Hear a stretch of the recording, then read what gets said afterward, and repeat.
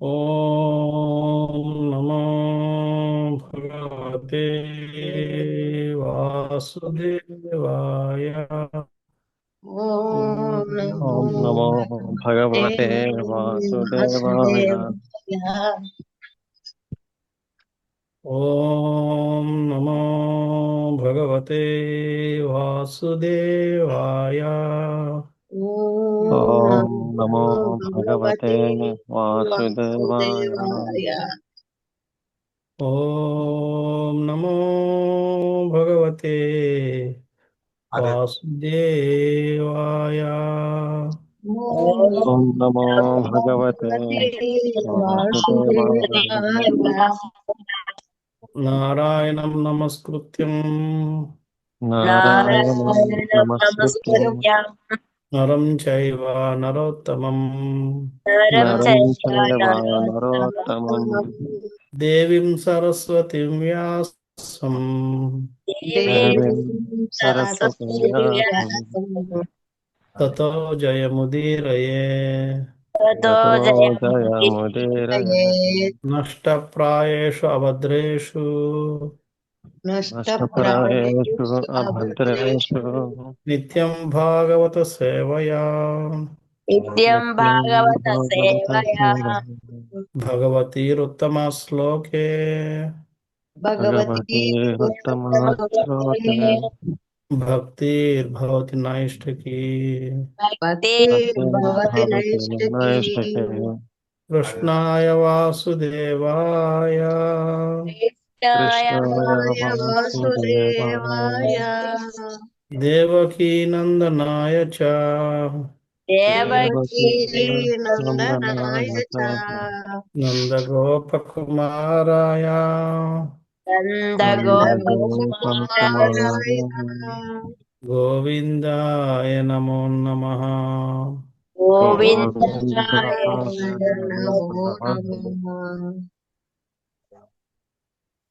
ॐ अज्ञानतिमिरान्धस्य ज्ञानाञ्जनाशलाकया चक्षुरुन्मिलितं येन तस्मै श्रीगुरवे नमः। श्रीचैतन्यमनोभीष्टं स्थापितं येन भूतले स्वयं रूप कदा मह्यं ददाति स्वापदान्तिकम्।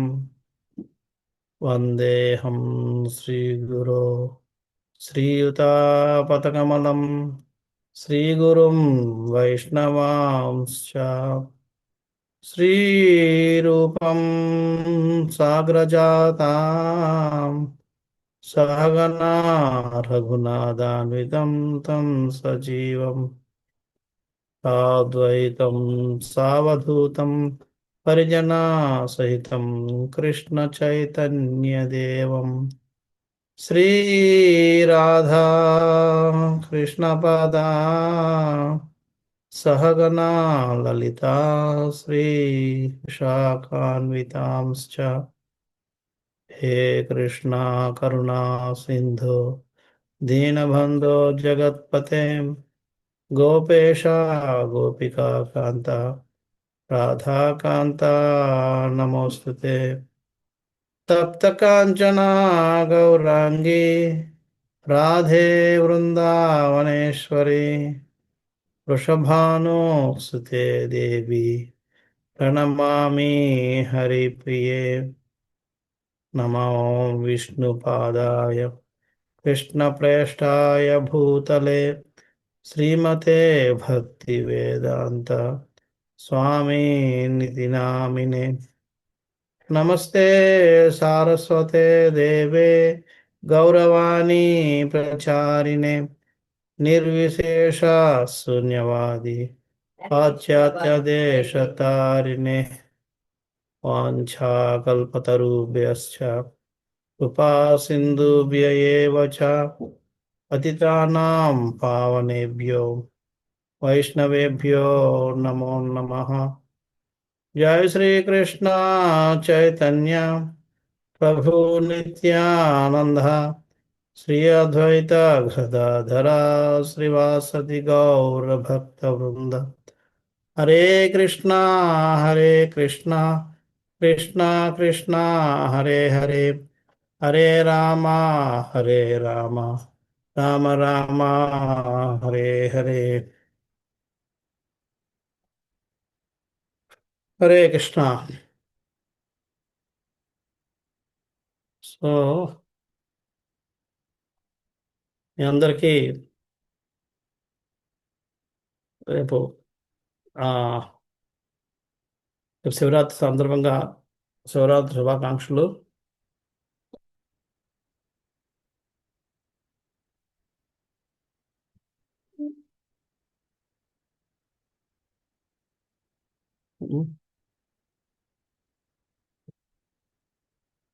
ఈరోజు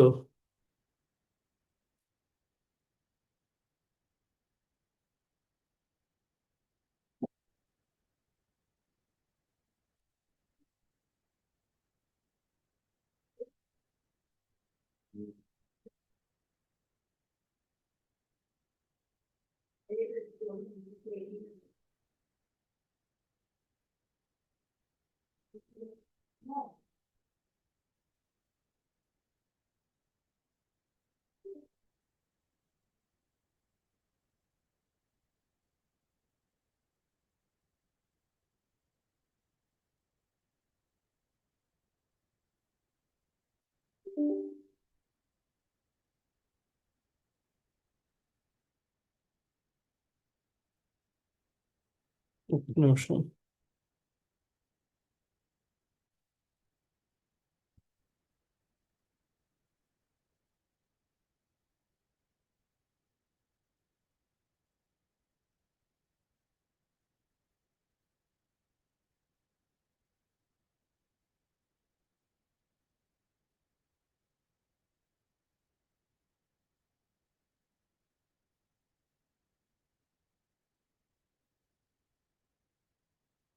ఒక్క నిమిషం.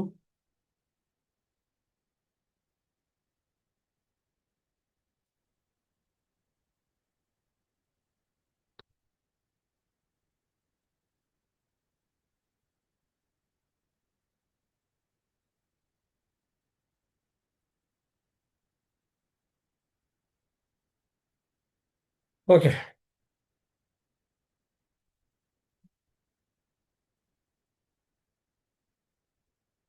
సో ఈరోజు శివరాత్రి సందర్భంగా శివుని కోసం మాట్లాడమని గట్టిగా భక్తులు ఆదేశించారనొచ్చు, లేదంటే రిక్వెస్ట్ చేశారనొచ్చు. ఆయన ఆదేశంగా తీసుకుని వాళ్ళ యొక్క ఆదేశాన్ని శిరసావహిస్తూ చెప్పాలని, ఏదో 4 మాటలు చెప్పాలని చెప్పి ఈరోజు ప్రయత్నం చేస్తున్నాను. శ్రీమద్ భాగవతం 12వ అధ్యాయం, 12వ స్కందం 13వ అధ్యాయం 16వ శ్లోకంలో చెప్తారు. నిమ్న గణానాం యథా గంగా దేవానాం అచ్యుతో యథా వైష్ణవానాం యథా శంభు పురాణం ఇదం తథా అని చెప్తారు.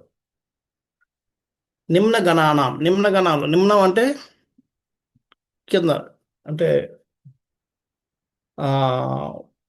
నిమ్నం అంటే తక్కువ అన్నమాట. నిమ్న గణానాం యథా గంగా అంటే భౌతికమైన వాటిల్లో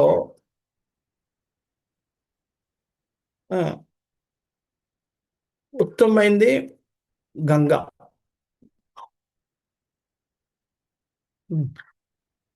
మనం నది, గంగాదేవి కూడా ఒక నది. భౌతికం ఒక వస్తువు, కానీ దాంట్లో అలాంటి చాలా హిమాలయాలు ఇలాంటివన్నీ ఉన్నాయి, కానీ వాటిల్లో గంగాకు ఉన్నంత ప్రత్యేకత మనకు దేనికి లేదు. అలాగే దేవానాం అచ్యుతో యథ, దేవతలు దేవగణాల్లో వాటిల్లో అచ్యుత అంటే కృష్ణుడు. కృష్ణుడు అది గొప్పవాడికి వెళ్ళాడు.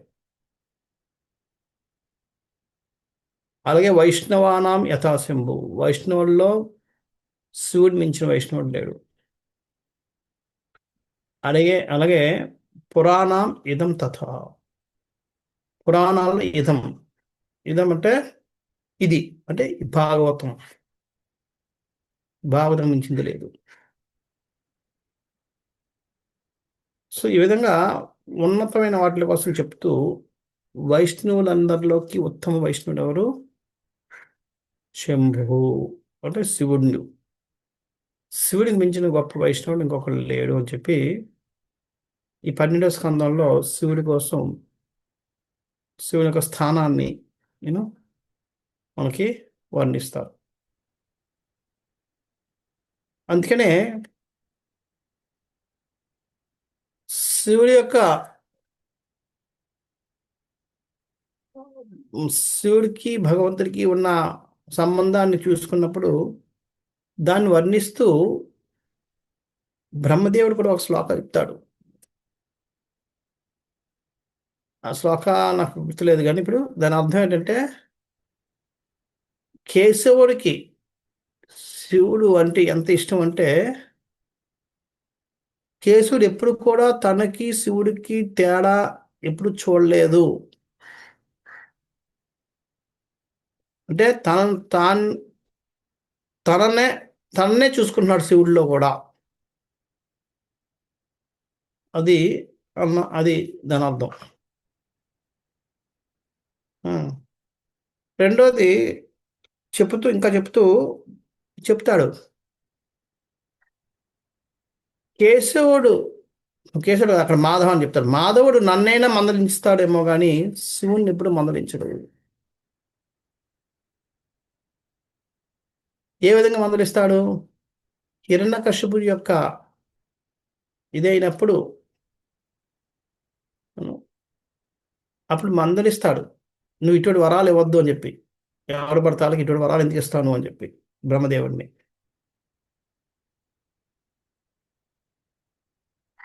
కానీ అదే శివుడు ఎంతోమంది రాక్షసులకి ఇచ్చాడు. భస్మాసుడికి ఇచ్చాడు, బాణాసుడికి ఇచ్చాడు, లేదా నరకాసుడికి ఇచ్చాడు. నరకాసుడు కాదు, భౌమాసుడికి. భౌమాసుడు నరకాసుడు అంటే బాణాసురుడికి.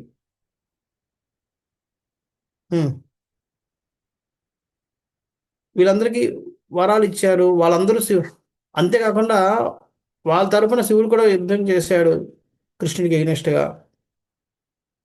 అయినా సరే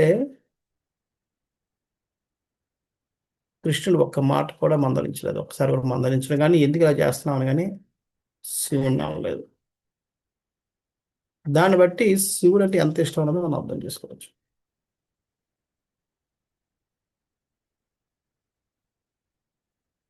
అందుకని శివుడికి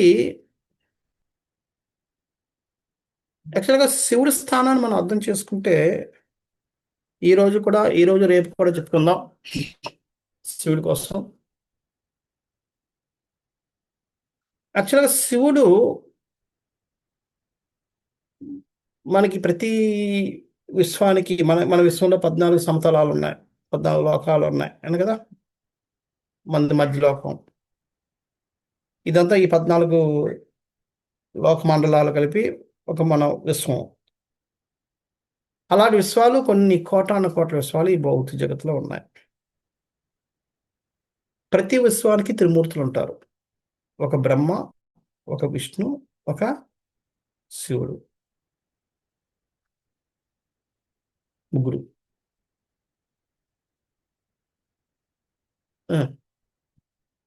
అయితే ఈ శివుళ్ళందరూ కూడా ఎవరైతే ప్రతి విశ్వానికి ఒక్కొక్క శివుడు ఉంటాడో, ప్రతి ఒక్క శివుడు ఒక బ్రహ్మ ఉంటాడో, ప్రతి విశ్వానికి ఒక విష్ణు ఉంటాడో, వీళ్ళందరూ కూడా వాళ్ళ యొక్క మూలాధారాలు ఉన్నాయి ప్రతి ఒక్కటి. ఈ త్రిమూర్తుల్లో ఉన్న విష్ణు ఏమో గర్భోదక్ష విష్ణు,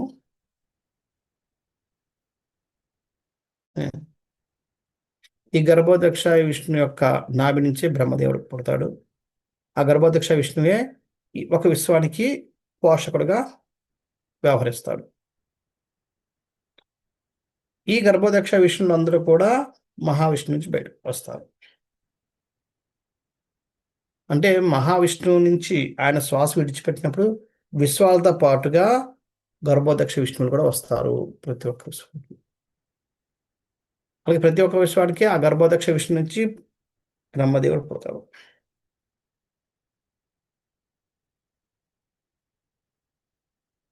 ఈ విధంగా వీళ్ళు పుడతారు.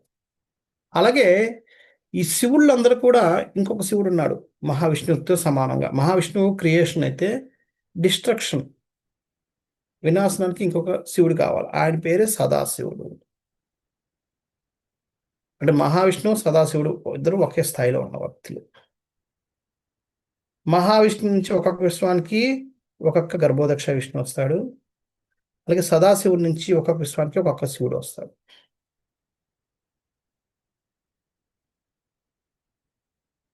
ఎప్పుడైతే ఈ ప్రళయం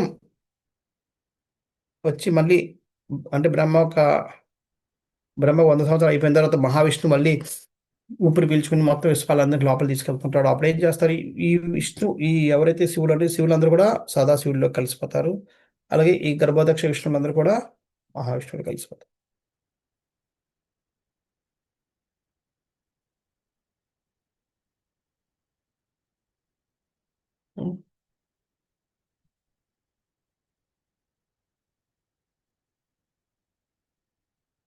సో ఈ విధంగా ఆ శివుడు యొక్క అయితే ఇక్కడ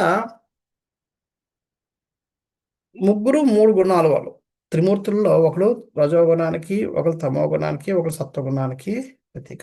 బ్రహ్మేమో రజోగుణానికి, విష్ణు ఏమో సత్వగుణానికి, శివుడేమో తమోగుణానికి ప్రతీక. యాక్చువల్గా వాళ్ళు ఏమంటారంటే దీని అర్థం ఏంటంటే శివుడు తమోగుణంలో ఉన్నాడని కాదు. అది పొరపాటు. చాలామంది పొరపాటిస్తుంటారు.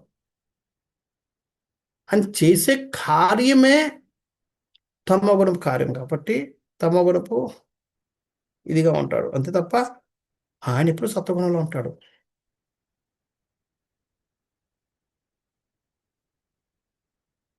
ఆయన ప్రళయం వినాశనకారి కాబట్టి ఆయన చేసే కార్యం వల్ల ఆయన తమోగుణపుకి ప్రతినిధిగా ఉన్నాడు తప్ప ఆయన తమోగుణపు కాదు. ఎలాగైతే యమధర్మరాజు మహాజనుడు అయినప్పటికీ యమరాజు అన్నది మనకు తెలుసు, కానీ ఆయన డ్యూటీ అది. కానీ ఆయన మూర్ఖుడు కాదు, రాక్షసుడు కాదు. యమధర్మరాజు మహాత్ముడు, మహాజనుల్లో ఒకడు.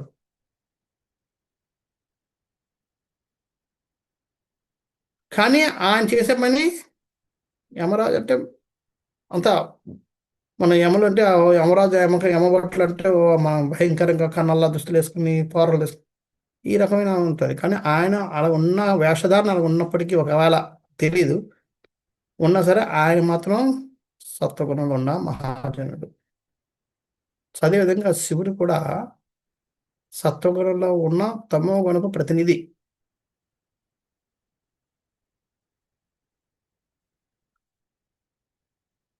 ఇప్పుడు మనకు ముగ్గురుని చూసుకుంటే బ్రహ్మ విష్ణు మహేశ్వరంలో బ్రహ్మ జీవుడు, మనలాంటి జీవుడు అంచేత ఆయన పోస్ట్ శాశ్వతమైంది కాదు.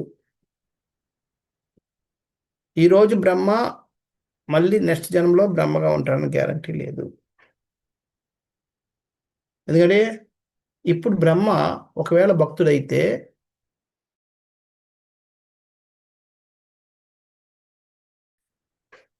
అంటే ఆ పోస్ట్లో వేరే వేరే జీవుడు ఎవరో వస్తారు.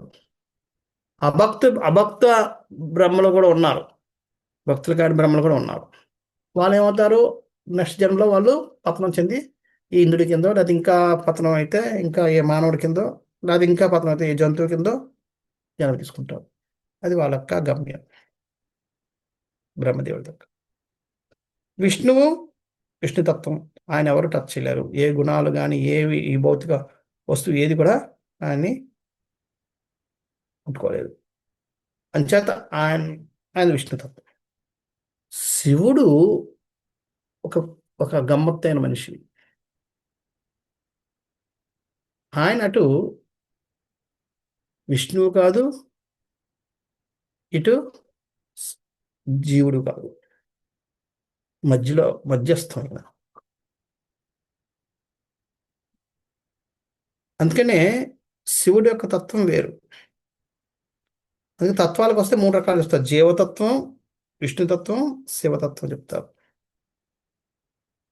శివుడు అటు జీవుడు కాదు, అలాగనక చెప్పి విష్ణువు కాదు అంటే అర్థం ఏంటి? ఎలాగ అర్థం చేసుకుంటాం? ఇప్పుడు మనం అందరం జీవుల్లో అంటే అర్థం ఏంటి? మనందరం ఏదో ఒక కోరిక కోరుకొని భగవంతుడికి వ్యతిరేకంగా మనం నడుచుకోవడం వల్ల మనం ఇక్కడికి వచ్చిన వాళ్ళం. మనం అందరం ఎందుకు వచ్చాం? భగవంతుడి సేవలు చేస్తున్న వాళ్ళమే. చేస్తున్నాం కూడా, భగవంతుడి సేవ చేయమనుకోలేదు. చేయమన్న వాళ్ళు ఎవరు కూడా భగవద్ధామంలో ఉండరు. అంతే, అందరం భగవద్గీత సేవ చేద్దాం అనుకునే వాళ్ళు, చేస్తున్న వాళ్ళమే. కాకపోతే ప్రాబ్లం ఎక్కడ వచ్చిందంటే, భగవంతుడి సేవ నాకు నచ్చిన విధంగా చేద్దాము అని అనుకున్నాం. అది ప్రాబ్లం. భగవంతుడి సేవ భగవంతుడికి నచ్చిన విధంగా కాకుండా నాకు నచ్చిన విధంగా చేద్దాం అనుకున్నాం కాబట్టి భగవంతుడు అక్కడ తీసుకొచ్చి ఇక్కడ పెట్టేశాడు మనం. అంచేత ఎప్పుడైనా సరే మనం ఆ భావన వదలకపోతే, ఇంకా నాకు నచ్చిన విధంగానే చేస్తాను, నాకు నచ్చిన విధంగా ఇచ్చేస్తాను, నాకు నచ్చిన విధంగా అన్న భావన ఇప్పటికీ వదలకపోతే మనం ఇక్కడే ఉంటాం. మనం ఎంత సేవ చేసినా సరే, భగవంతుడికి ఎంత భక్తి చేసినా సరే మన భగవద్ధామం. ఎందుకని ఆ ఒక్క భావన వల్లే మనం అక్కడి నుంచి ఇక్కడికి వచ్చాము. మళ్ళీ ఆ భావన వదులుకోకపోతే మరి ఇంకా అక్కడికి భగవంతుడికి తీసుకెళ్తారు మనల్ని, ఎంత భక్తి చేసినా. ఆల్రెడీ మనం ఆ స్థితిలో ఉన్నాం, భక్తి చేస్తున్నాం, కానీ భగవంతుడు చెప్పినట్టు కాకుండా నాకు చెప్పినట్టుగా చేద్దామనే భావనలో ఉండడం వల్ల మనకి తీసుకొచ్చేసాడు. అంటే ఇక్కడికి వచ్చిన ప్రతి జీవి కూడా స్వతహాగా భగవంతుడికి వ్యతిరేకంగా తన ఇచ్ఛానుసారం సేవ చేద్దామన్న భావంతో ఉండడం వల్ల ఇక్కడికి వచ్చిన వాళ్ళం మనం. వాళ్ళందరూ జీవులు, వాళ్ళందరినీ జీవులు అంటారు. వచ్చిన తర్వాత ఇక్కడ బద్ధ స్థితిలో మనం ఏదో దానికి ఆకృష్టులు అయిపోయి ఆ కర్మ వల్ల చిక్కుకుపోయి మనం ఇక్కడ పుడుతున్నాం, మరణిస్తున్నాం ఈ జన్మ మృత్యు చక్రంలో పడిపోయాం. కానీ ఫస్ట్ సార్ రావడం కారణం అది. అంటే జీవులు అంటే ఒక బద్ధ స్థితి, ఒక రకమైన కోరిక, స్వయం కోరిక వల్ల వచ్చిన వాళ్ళు అని అర్థం. మరి విష్ణుతత్వం అంటే అర్థం ఏంటి? వాళ్ళు విష్ణు ఎందుకు వస్తాడు? విష్ణు తనకు రావాలని లేదు. ఆయన దేనికి వస్తున్నాడు? కేవలం జీవుల్ని ఉద్ధరించడం కోసమే వస్తున్నాడు. అంత తప్ప వేరే దానికి దేనికి కాదు. ఆయనకి ఇష్టం లేదు, ఆయన కోరిక కాదు. అది మనలాగా ఏం కోరుకోవడం లేదు. అలాగే చెప్పి మనలాగా కర్మ లేదానికి ఏమీ లేదు. ఆయన కేవలం ఎందుకు? జీవుల్ని ఉద్ధరించడం కోసం వస్తున్నాడు. అంచేత అది విష్ణుతత్వం. విష్ణుతత్వం అంటే అర్థం ఏంటి? మళ్ళా కోరికల వల్ల రాలేదు, జీవుని ఉద్ధరించడం కోసం వచ్చిన వ్యక్తి విష్ణుతత్వం. కోరికలు ఉండడం వల్ల, అంటే తనకు నచ్చిన విధంగా నడుచుకుందాం అనుకున్న ప్రయత్నం చేయడం వల్ల వచ్చినవాడు జీవుడు. శివుడి పరిస్థితి ఏంటంటే, జీవుల కోసం ఉద్ధరించడానికి వచ్చిన కోరిక లేని వ్యక్తి, కోరిక లేని జీవుడు. శివుడు కూడా జీవుడే. కాకపోతే జీవుడు అంటే కోరికతోటి, ఏదో ఒక కోరికతోటి నాకు నచ్చిన విధంగా సేవ చేస్తానని ఏదో ఒక కోరిక వల్ల ఇక్కడికి వచ్చినవాడు. కానీ శివుడు అటువంటి కోరిక లేకుండా వచ్చి విష్ణులా వ్యవహరిస్తున్నాడు, జీవుని ఉద్ధరించడానికి వ్యవహరించే వ్యక్తి. అది శివుడు. సంపూర్ణంగా జీవులు ఉద్ధరించడానికి కాదు కాబట్టి ఆయన విష్ణుతత్వం అవ్వలేదు. అలాగే సంపూర్ణంగా కోరికతో రాలేదు కాబట్టి ఆయన జీవుడు అవ్వలేదు. ఈ రెండు కలయిక వల్ల శివతత్వం అనేది 3వ తత్వం ఏర్పడ్డది. అంటే అర్థం ఏంటి? శివుడు ఒక భక్తుడు, ఎవరికైతే ఈ భౌతిక జగత్తులో రావాలని కోరిక లేదు, ఎవరికైతే భగవంతుడికి వ్యతిరేకంగా భగవంతుడికి నచ్చిన విధంగా చేయాలనే కోరిక లేదు, మనలాగా భగవంతుడు ఎలా నచ్చితే అలాగే సేవ చేద్దాం అనుకుంటున్నాడు. కేవలం భగవంతుడి యొక్క కోరిక మీదకి ఇక్కడికి వచ్చిన భక్తుడు శివుడు.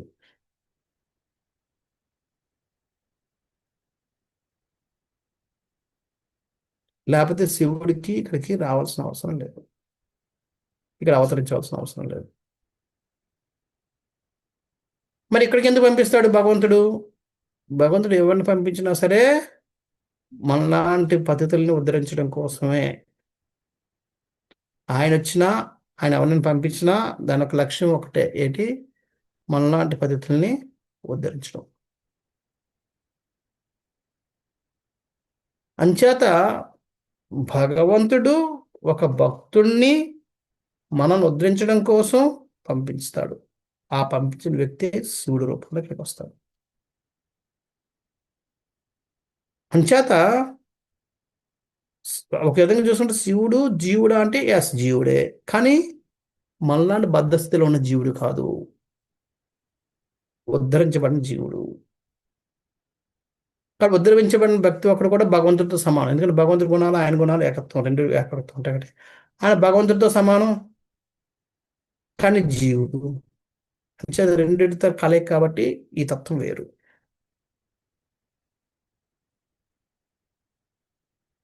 సో ఆ విధంగా శివుడు అటు జీవతత్వం అంటే జీవతత్వం కాదు, ఇటు విష్ణుతత్వం అంటే విష్ణుతత్వం కాదు, రెండింటితో కలయిక. జీవుడు అంటే విష్ణుతో సమానంగా ఉన్న జీవుడు శివుడు. అంచేత శివుడికి ఎప్పుడు కూడా జీవుడు కాబట్టి ఆయన మీద ఈ గుణాల యొక్క ప్రభావం ఉంటుందంటే ఉంటుంది, కానీ భగవంతుడు పంపించాడు కాబట్టి ఈయన్ని సంరక్షించుకునే బాధ్యత భగవంతుడు తీసుకుంటాడు కాబట్టి ఆయన మీద వీటి ప్రభావం ఉండదు అంటే ఉండదు కూడా. ఒకవేళ లోనైనా సరే భగవంతుడు ఆయన్ని రక్షించి బయటికి తీసేస్తాడు, నాకెందుకులేని వదలడు. ఎందుకంటే ఏదైనా ఒక రెండు రకాల చూడండి, ఇప్పుడు మనం అమెరికా వెళ్ళాలనుకోండి, ఒక జీవుడు మనం మనం సొంత డబ్బులతో మనం వెళ్దాం అనుకున్నప్పుడు అది అన్ని మనవే. అక్కడికి వెళ్తాం, అక్కడ ఏమైనా సరే మనమే బాధలు పడాలి. అదే అమెరికాకి ఏదైనా కంపెనీ పంపించింది అనుకోండి, ఏదొచ్చినా కంపెనీ చూసుకుంటారు కదా, మళ్ళీ వెనక్కి వచ్చే వరకు కంపెనీ బాధ్యత వహిస్తుంది. ఆ కంపెనీ ద్వారా వెళ్ళిన ఎంప్లాయీ ఏమో శివుడు అయితే, తన స్వతహాగా సొంత కోరిక మీద వెళ్ళిన వ్యక్తి బ్రహ్మదేవుడితో సమానం. ఆ విధంగా అంచేత జీవుడు కాబట్టి జీవుడికి అటువంటి ప్రభావం ఉంటుంది. అందుకనే మోహినీమూర్తిని చూసినప్పుడు కొన్నిసార్లు ఆయన దీంట్లోకి వెళ్ళిపోవడం, కొన్నిసార్లు విచిత్రంగా వ్యవహరిస్తాడు తమకొని ప్రభావం లాగా, కానీ భగవంతుడు మళ్ళీ ఆయన్ని బయట తీస్తూ ఉంటాడు. అంచేత ఆ విధంగా శివుడు ఈ సదాశివుని ద్వారా, సదాశివుడు ఎవరైతే, సదాశివుడు ఎవరు అంటే సదాశివుడు భగవంతుడి యొక్క ఒక అవతారం. మహావిష్ణువు ఎలాగైతే అలాగే అటువంటి అవతారం ఇది కూడా. కదా మహావిష్ణువు ఈ గుణాలకి అతీతంగా ఉంటాడు, సదాశివుడు ఈ గుణాలతోటి సంపర్కంలో ఉంటాడు, అది తేడా.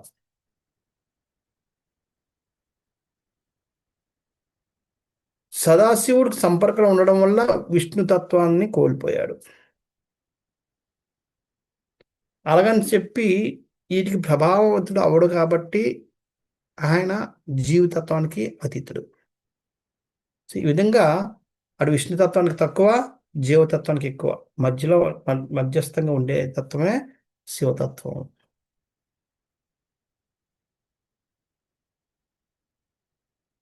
అందుకనే సదాశివుడే కాదు, ఇక్కడ శివుడు కూడా అంతే. శివుడు మనలాగా బద్ధ జీవుడు కాదు, అలాగని విష్ణువులాగా అతీతుడు కాదు, మధ్యలో ఉంటాడు. ఇది శివతత్వం తాలూకా ఇది కొంచెం మనం అర్థం చేసుకుంటే. ఉమ్. ఎప్పుడైతే అందుకనే ఎప్పుడైతే ప్రళయం వచ్చి మళ్ళీ మనం అంతా వెళ్ళిపోతుందో అప్పుడు ఈ జీవులందరూ కూడా మళ్ళీ భగవద్ధామం వెళ్ళిపోతారు. శివులందరూ ఎక్కడైతే అటువంటి శివుడు లేడో అప్పుడు ఆ సదాశివుడు తన యొక్క విస్తరణలో శివుడి కింద వస్తాడు. వాళ్ళు సదాశివుడిలో మళ్ళీ కలిసిపోతారు. సో వీళ్ళు ప్రళయం వచ్చినప్పుడు శివుళ్ళందరూ భగవద్ధామం వెళ్ళిపోవడం అనేది ఖచ్చితం. వాళ్ళకి ఆప్షన్, ఇంకో వేరే ఆప్షన్ లేదు. వాళ్ళందరూ భగవద్ధామం వెళ్ళిపోతారు. బ్రహ్మకి చెప్పాను కదా, భక్తుడైతే భగవద్ధామం వెళ్తాడు, అభక్తుడైతే పతితుడు అవుతాడు. ఈ జన్మ మృత్యు చక్రంలో చిక్కుకుపోతాడు. అంచేత నెక్స్ట్ జన్మలో తక్కువ నిమ్న జన్మ తీసుకుంటాడు. నిమ్న జాతి గణాల్లో పుడతాడు. కానీ శివుడికి అది లేదు. శివుడు భక్తుడు కాబట్టి ప్రళయం వచ్చినప్పుడు ప్రతిసారి ఆయన భగవద్ధామం వెళ్తాడు. ఓకే. సో ఈ విధంగా శివుడు ఎప్పుడు కూడా ఈ భౌతిక జగత్తులో ఉండి భౌతిక జగత్తుతో ప్రభావితుడు అవుతున్నప్పటికీ కూడా ఆయనకి కర్మ బంధంలో పడడు.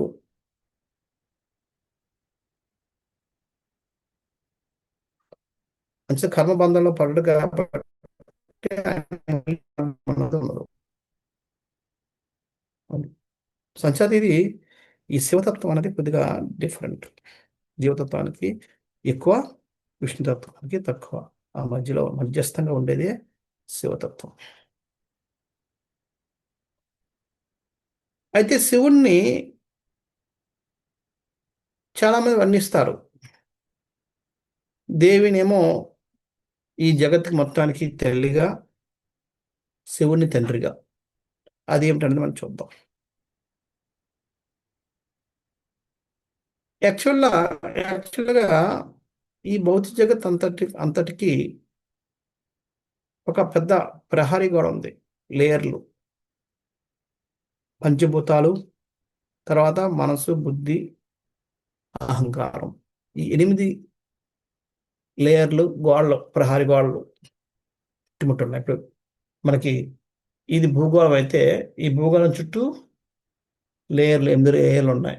ఫస్ట్ ఏమో భూమి, తర్వాత ఏమో భూమి ఎలాగో మనం భూమి మీద ఉన్నాం కాబట్టి దీనికి 10 జలం, దానికి 10 అగ్ని, దానికి 10 ఇది వాయుకి 10 ఆకాశం, ఆకాశానికి 10 మనస్సు 10 బుద్ధి 10 అహంకారం. ఇలాగ లేయర్స్, ప్రహారీ గోడలు ఉన్నాయి. ఈ ప్రహారీ గోడలకు అందరికీ అధిపతి దుర్గాదేవి. దుర్గం అంటే ప్రహారీ అని అర్థం. ప్రహారీ గోడ ఆమె ఈ దుర్గాలకు అందరికీ అధిపతి కాడి ఈ పేరు దుర్గాదేవి అని పేరు వచ్చింది. ఒక విధంగా చేసుకుంటే మాయాదేవి, ఇవన్నీ కూడా ఆమె యొక్క రూపాలు. అంచేత ఎవరైనా సరే ఈ భౌతిక జగత్ నుంచి దాటి బయటికి వెళ్ళాలి అంటే ఈమె పర్మిషన్ లేకుండా ఎవ్వరు కూడా బయటికి వెళ్ళలేరు. బ్రహ్మదేవుడు కూడా బయటికి వెళ్ళాలన్నా సరే, ఈ భౌతిక జగత్ నుంచి దాటి బయటికి వెళ్ళాలంటే ఈమె శాంక్షన్ లేనిదే బయటికి వెళ్ళలేరు. అలాగే లోపలికి రావాలన్నా సరే ఈమె పర్మిషన్ ఉండాలి. ఈమె అనుగ్రహం లేకుండా లోపల. అంచేది ఈ భౌతిక జగత్తులో ఎవరైనా ఏ జీవైనా లోపలికి రావాలన్నా బయటికి వెళ్ళాలన్నా ఈమె కారకురాలు కాబట్టి ఆ విధంగా ఈమె జనని.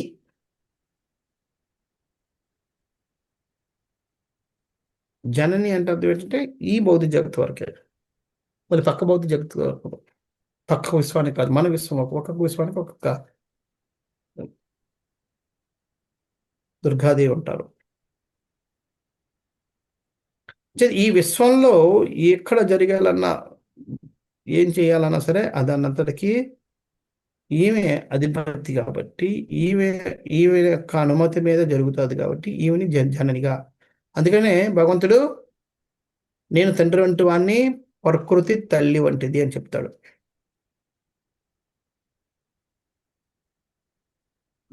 భగవద్గీతలో. ఈ ప్రకృతి అంటే ఎవరు అక్కడ? దుర్గాదేవి. అంచేత దుర్గాదేవి తల్లి వంటిది కాబట్టి ప్రకృతి అన్నారు కదా, ప్రకృతి అంటే దుర్గాదేవి కాబట్టి దుర్గాదేవి తల్లి వంటిది. ఆ విధంగా ఆమె జనని అయింది. కానీ నిజానికి మయ్యధ్యక్షణ ప్రకృతి అని కూడా చెప్పాడు. ఆ ప్రకృతి జనని అయినప్పటికీ కూడా ఆమె నా అధ్యక్షతలోనే పని చేస్తూ ఉంటుంది అని చెప్తాడు. కాబట్టి నిజమైన నియంత్రకుడు కృష్ణుడు. ఈమె ఆయన ఆధీనానుసారం ఈమె ఇక్కడ పనిచేస్తున్న మనిషి. అంటే అటువంటి జననికి పతి కాబట్టి శివుడు కూడా తండ్రి అయిపోతాడు. కానీ నిజానికి నిజమైన తండ్రి ఎవరు? కృష్ణుడు. అహం బీజ ప్రజాపతి. ఇప్పుడు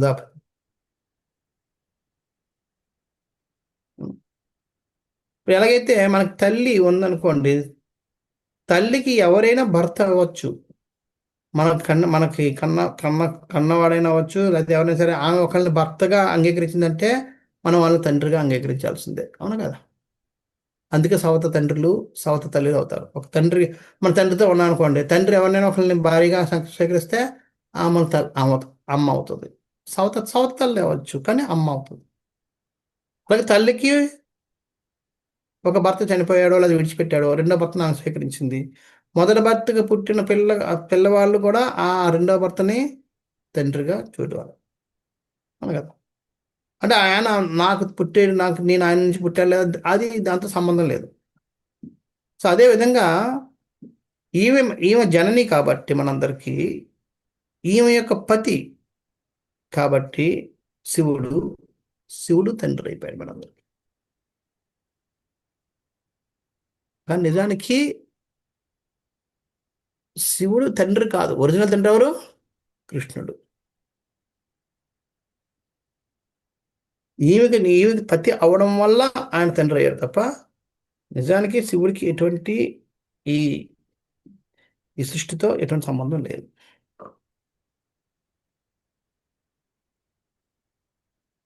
అది వైష్ణవుడు కాబట్టి దయాగుణం ఉంటుంది కాబట్టి ఆయన ఉద్ధరించడానికి వచ్చాడు కాబట్టి ఆయన పతితులందరూ ఉద్ధరిస్తూ ఉంటాడు. ఆ విధంగా ఆయన అందరికీ తండ్రి అయిపోయాడు, ఆపద్బాంధవుడు అయిపోయాడు, కరుణమయిపోయాడు. కొన్నిసార్లు కొంతమంది భగవంతుడు అంటే ఆయన్నే భగవంతుడు చూస్తారు. ఎందుకంటే భౌతిక జగత్తులో భౌతిక కోరికలు తీర్చుకోవాలనుకున్న వాళ్ళ కోరికలు ఎవరు తీస్తే వాళ్ళే భగవంతుడు.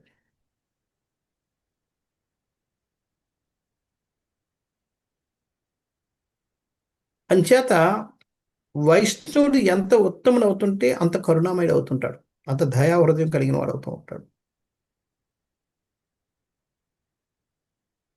అంచేత ఇప్పుడు వైష్ణవానాం యథాశంభు అని చెప్పాం కాబట్టి,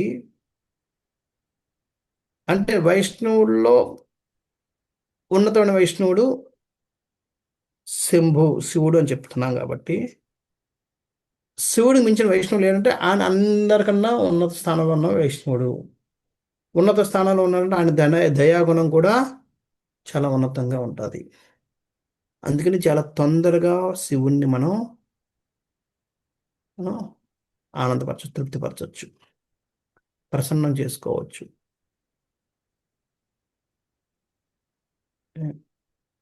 ఎంత పెద్ద స్థాయి ఎంత పెరుగుతుంటుందో వాళ్ళు అంత కరుణ అంత తొందరగా వాళ్ళు ఇదైపోతుంటారు. ఇప్పుడు మనం ప్రచారానికి వెళ్తాం.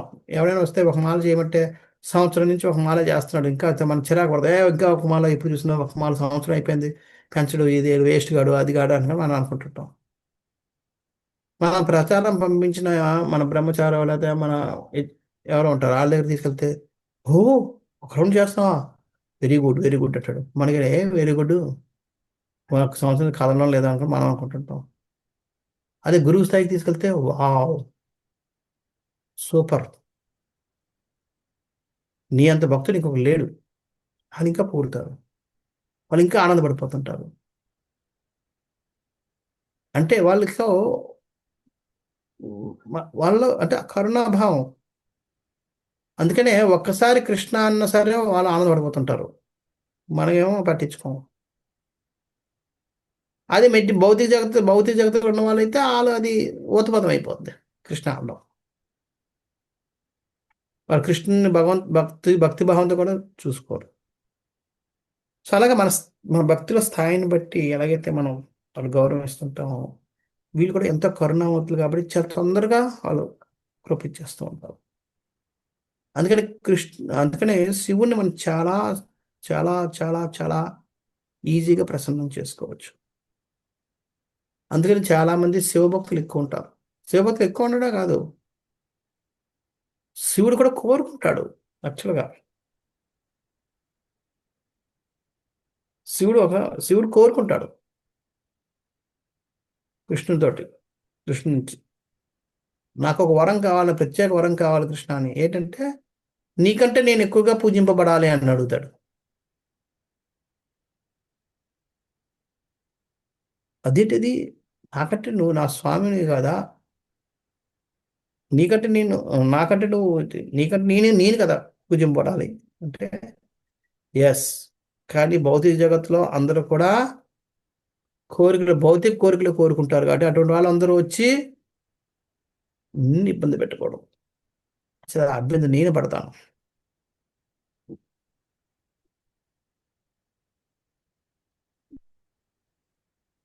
అని చెప్పి ఆయన ఆ రోల్ తీసుకుంటాడు. అందుకనే చాలా మంది శివభక్తులు ఎక్కువ ఉంటారు. అందుకనే రకరకాల మాయవాదులు లేకపోతే వీళ్ళందరూ కూడా, లేకపోతే ఈ బ్లాక్ మ్యాజిక్ చేసేవాళ్ళు, నాస్తికులు, వీళ్ళందరూ కూడా శివునికి అనుచరులుగా ఉంటారు.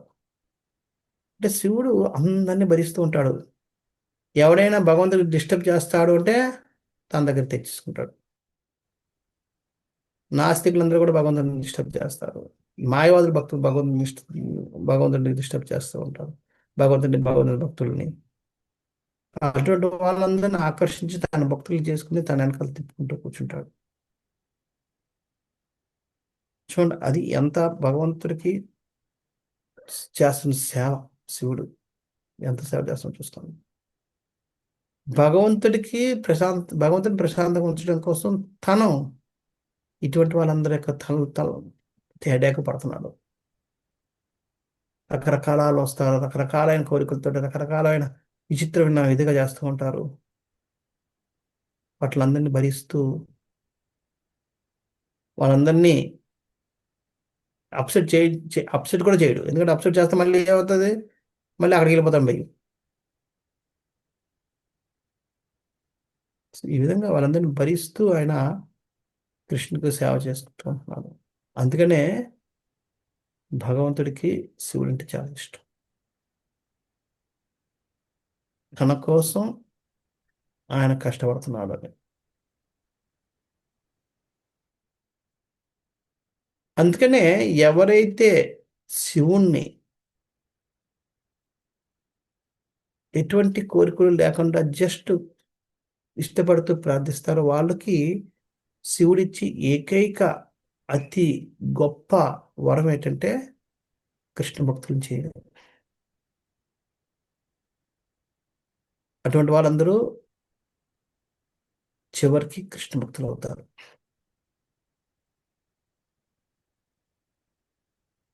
అంచేత శివుణ్ణి మనం కోరుకుంటే ఏం కావాలి అని ఏదైనా మంచిది నీకు నచ్చింది ఇవ్వంటే ఆయన ఏం చేస్తాడు, మనల్ని విష్ణు భక్తులు చేసి పెట్టేస్తాడు, కృష్ణ భక్తులు చేసి పెడతాడు. అదే ఆయన ఇచ్చే అతి గొప్ప అతి విలువైన వరం ఆయన భక్తులకి.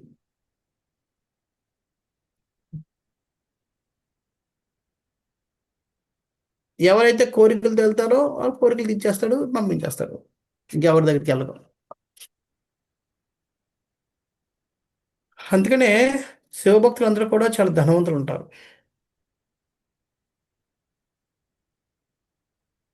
ఎందుకంటే చాలా తొందరగా వరాలు పొందుతారు. ఆ వరాలతో వాళ్ళు అక్కడికి పంపించేస్తారు. ఓకే, నీకు ఏం కావాలి, ఇది కావాలి, తీసుకో, వెళ్ళిపో, ఇక్కడ రావద్దు, ఇది ప్రైవేట్ ప్లేస్, ఇక్కడ ఓన్లీ భక్తులకి మాత్రమే. అందుకనే చెప్తారు శివుడు 2 రకాల కృపనిస్తాడట. ఒకటి కపట కృప, 2 అకపట కృప.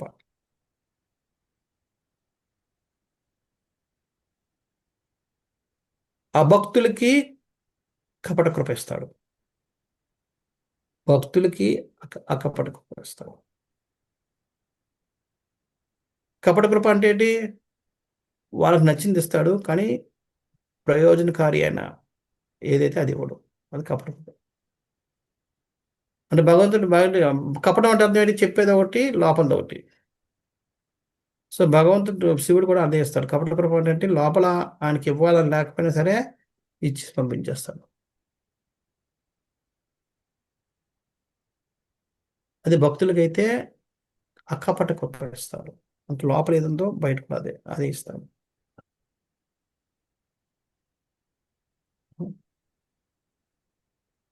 ఈ కపట అకపట కృపకి చాలా ఉదాహరణలు ఉన్నాయి. అవి చెప్పుకుందాం.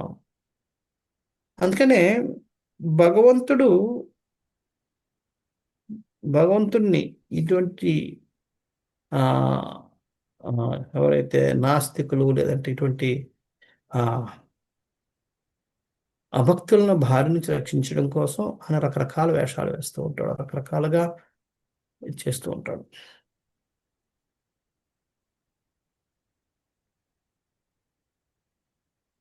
అందుకే భగవంతుడు కూడా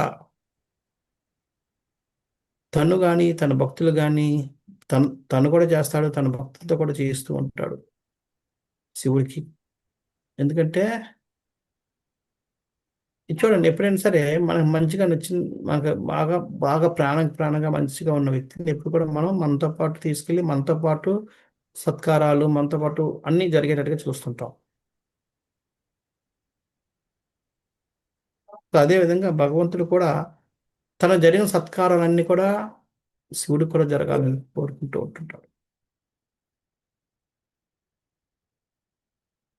అందుకనే పాండవులకు కూడా చెప్తాడు, యుద్ధానికి ముందు వెళ్ళి శివుడికి పూజ చేసుకుని అని చెప్తాడు, శివుని యొక్క అనుగ్రహాన్ని పొందిరండి అని చెప్తాడు.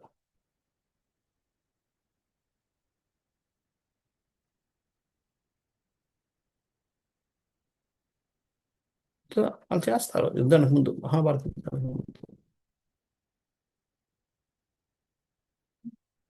అలాగే శివుని మెప్పించి పాశుపతాస్త్రం ఇవన్నీ అస్త్రాలని పొందమని చెప్పి అర్జునుని పంపిస్తాడు.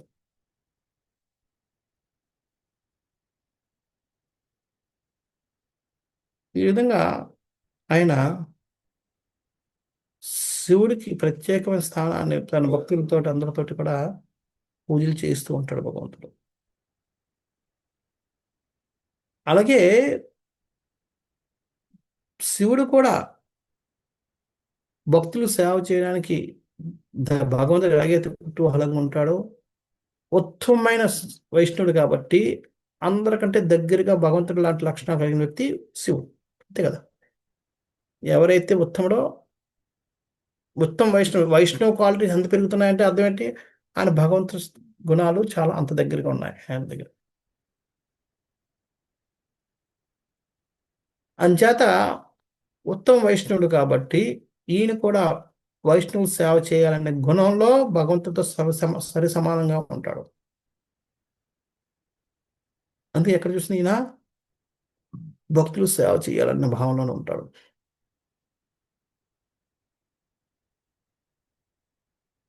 ఇవన్నీ ఎక్కడ అనేది మనం రేపు చెప్పుకుందాం.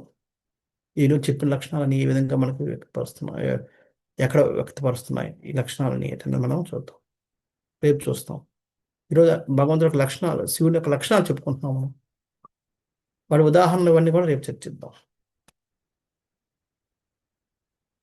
మంచిది. ఆయన కూడా భగవంతుడు అవకాశం దొరికినప్పుడు భక్తులకు సేవ చేయాలనుకుంటాడు, ఎలాగైతే సేవ చేయాలనుకుంటాడో అదే విధంగా అవకాశం దొరికినప్పుడల్లా శివుడు కూడా భక్తులకు సేవ చేయాలనుకుంటాడు.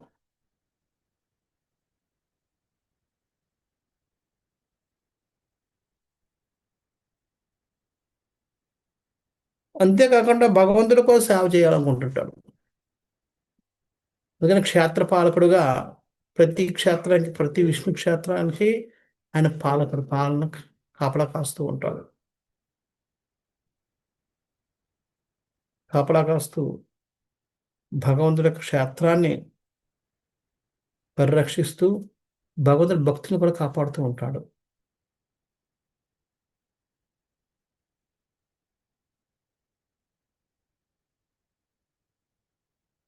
ఏ హరిక్షేత్రం కూడా హరుని యొక్క క్షేత్రం లేకుండా లేదు. హరుడు అంటే శివుడి యొక్క శివుడి యొక్క మందిరం లేకుండా ఏ క్షేత్రం కూడా ఉండదు.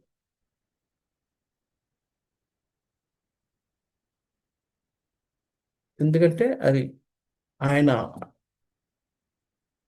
ఎన్నటికీ భగవంతుడికి సేవలో నిమగ్నమైన వ్యక్తి. భగవంతుడే కాదు, భగవంతుడి భక్తుడికి, భగవంతుడి ధామానికి, భగవంతుడి నామానికి అన్నిటికీ ఆయన దాసోహమై సేవ చేస్తూ ఉంటాడు.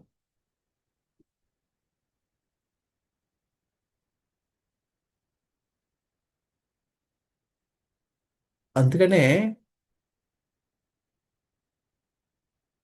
ఆయన ఎవరైనా భక్తుడు భగవంతుడి సేవ చేయాలి అనుకుంటే ఆ భక్తుడికి ఆయన మనస్ఫూర్తిగా ఆశీర్వాదాలు ఇస్తాడు. అడగకుండా, అడగక్కర్లేదు, అడగకుండానే వచ్చి ఆయన ఇస్తాడు.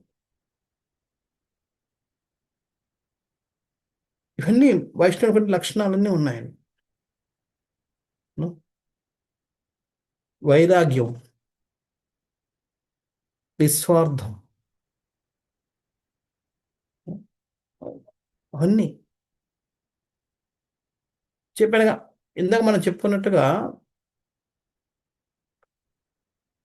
వైష్ణవుడు ఎంత ఉన్నత స్థాయిలో ఉంటాడో అంత కరుణామయుడే ఉంటాడు. కాబట్టి మళ్ళాంటి వాళ్ళకి అందరికీ ఎంతోమంది దేవతలు, దేవీలు, లేదంటే రకరకాల పితృలు, వీళ్ళందరూ కూడా మనకి ఆశ్రయం ఇస్తారు. కానీ భూత ప్రేత పిశాచాలు ఇటువంటి వాళ్ళకి ఎవ్వరు కూడా ఆశ్రయం ఇవ్వరు. అందుకని ఎవరు శివుడు వాళ్ళందరినీ వెనకేసుకుంటే వాళ్ళందరికీ ఆయన ఆశ్రయిస్తాడు. దాన్ని బట్టి మనం అర్థం చేసుకోవచ్చు శివుడు ఎంత కరుణామయుడు.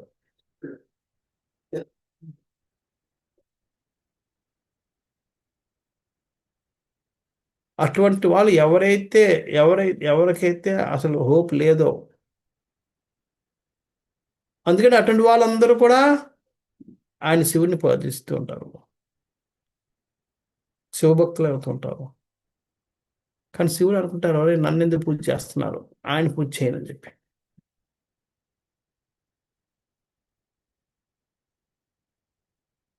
శివుడు ఎన్నో శ్లోకాలు చెప్పాడు.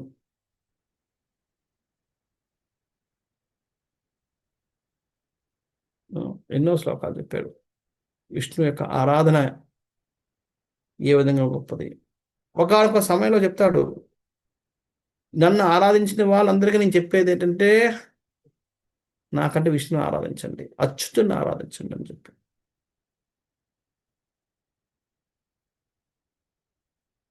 అది గొప్పది నన్ను ఆరాధించడం అంటే. అది చాటి చెప్పడం కోసం ఆయన ఒక వైష్ణవ సాంప్రదాయాన్నే స్టార్ట్ చేశాడు, రుద్ర సాంప్రదాయం.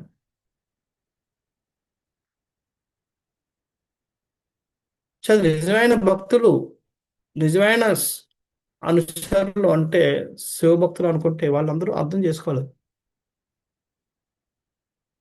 శివుడు ఏం చెప్తున్నాడు. శివుడు స్వయం ఒక సాంప్రదాయాన్ని, వైష్ణవ సాంప్రదాయం అంటే విష్ణువుని ఆరాధించే, విష్ణువు లేదా కృష్ణుని ఆరాధించే ఒక సాంప్రదాయాన్ని మొదలుపెట్టాడు. దాన్ని బట్టి అర్థం చేసుకోవాలి ఆయన ఎవరిని ఆరాధించమని చెప్తున్నాడు అన్నది.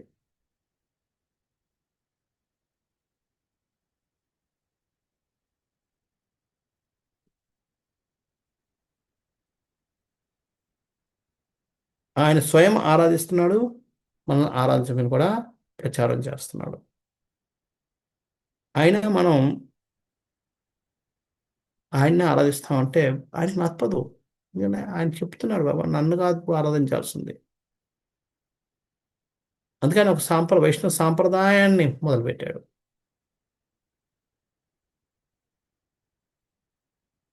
రుద్ర సాంప్రదాయం. రుద్ర సాంప్రదాయంలో కృష్ణుణ్ణి ఒక సఖాభావంలో పూజ చేస్తుంటాం. సఖా అంటాం. సఖాభావం, శాంతభావం. సో ఇది కృష్ణుని పూజించడం ఆయన మొదలుపెట్టిన సాంప్రదాయం.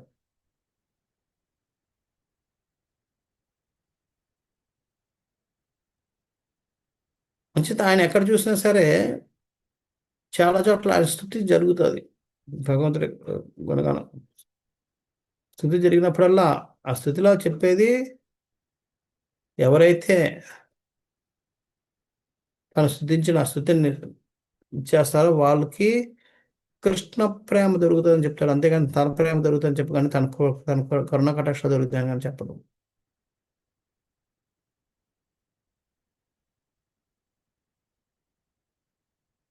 సో ఆ విధంగా ఆయన ఎన్నో రకాలుగా తను కూడా తను విష్ణు భక్తుడు లేదా కృష్ణ భక్తుడు, తనతో కాదు తన వాళ్ళందరూ కూడా తన అనుచరులు అనుకున్న వాళ్ళందరూ కూడా తనలాగే కృష్ణుని పూజించాలని చెప్పి ఆయన చెప్తూ ఉన్నాడు. అది అర్థం చేసుకోవడం లేదు చాలా మంది.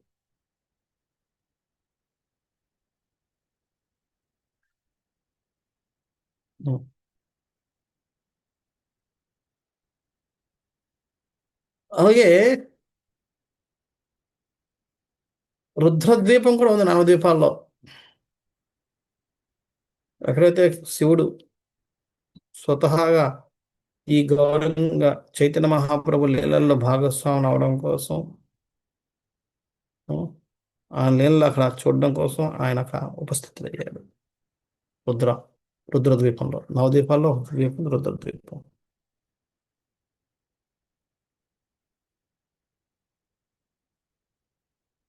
అవి ఎక్కడెక్కడైతే కృష్ణలీల జరిగాయో, ఎక్కడెక్కడైతే భగవంతుని వేడుకోవడానికి అవకాశం జరిగిందో ప్రతిసారి కూడా ఈయన భాగస్వాముడు అవుతాడు. ఎన్నిసార్లు పాల సముద్రం దగ్గరికి దేవతలు అందరూ వెళ్ళి వేడుకున్నారు, అన్నిసార్లు కూడా ఈయన కూడా వెళ్ళి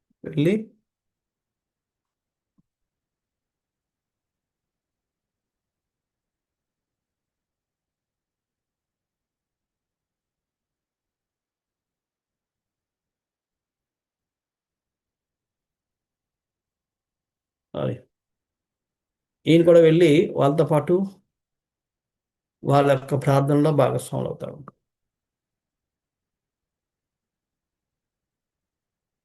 అదే శివుడు కలియుగంలో అభక్తుల్ని ఇంకొంచెం దూరం చేసి భగవంతుడికి అంటే అభక్తులు భగవంతుడి దగ్గరికి వెళ్ళి భగవంతుడిని ఇబ్బంది పెట్టుకోవడం కోసం శంకరాచార్య రూపంలో వచ్చి వాళ్ళని మభ్యపెట్టి భగవంతుడికి దూరం చేశాడు. చేసినా సరే చాలాసార్లు ఆయన గుర్తు చేశాడు వాళ్ళకి ధర్మం ఏంటన్నది. జగన్నాథ అష్టకం రాశాడు, జగన్నాథం పొగుడుతూ. చూడండి, అర్థం చేసుకోవాలి. ఏ శంకరాచార్యులు వారైతే భగవంతుడికి రూపం లేదంటున్నాడో అటువంటి వ్యక్తి మరి జగన్నాథం పొగడాల్సిన అవసరమే ఉంది. జగన్నాథ అష్టకం రాసింది ఆయన. చాలా చోట్ల చాలా చాలా చోట్ల వెళ్ళి ఆ విగ్రహాలను పొగుడుతూ ఎన్నో చోట్ల శంకరాచార్యుల వారు స్తుతులు రాశారు. ఇక్కడ గురువారిని స్థుతిస్తూ, నాకు కొన్ని గుర్తులేవు, కొన్ని గుర్తున్నాయి. అలాగే లాస్ట్లో భజ గోవిందం మూఢమతే అది రాసింది. గోవిందుని భజించు.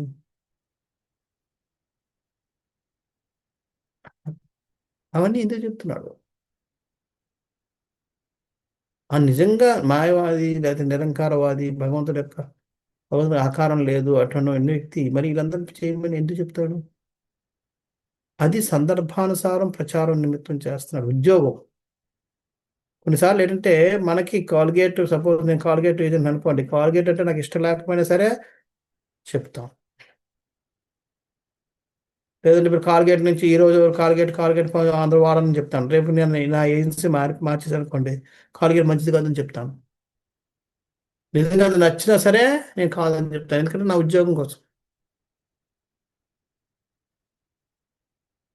సో అదేవిధంగా ఆయనకి పంపించిన కార్యం వల్ల ఆయన నిరాకారవాదాన్ని ప్రచారం చేసినప్పటికీ వ్యక్తిగతంగా ఆయన శుద్ధ భక్తుడు. ఆ విషయాన్ని ఎన్నోసార్లు ఆయన వ్యక్తీకరించాడు ఇటువంటి ప్రేయర్ల ద్వారా, ఇటువంటి స్థుతుల ద్వారా.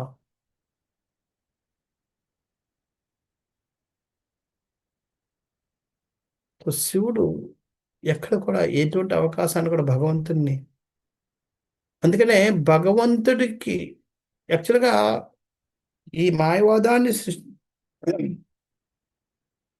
ప్రచారం చేయడం కోసం అవసరమైనప్పుడు భగవంతుడు పిలిచినప్పుడు భగవంతుడు చాలా, ఈ శివుడు చాలా బాధపడతాడు. స్వామి ఏంటి నీకు నేను వ్యతిరేకంగా నీ నామాన్ని జపించొద్దని చెప్పి నేను ప్రచారం చేయడమా, ఏమిటి ఈ పరీక్ష? కానీ చేయడానికి సిద్ధపడతాడు. ఎందుకంటే భక్తుడు ఉన్నవాడు భగవంతుడికి నచ్చింది ఏదైనా చేయడానికి సిద్ధమవుతాడు కాబట్టి.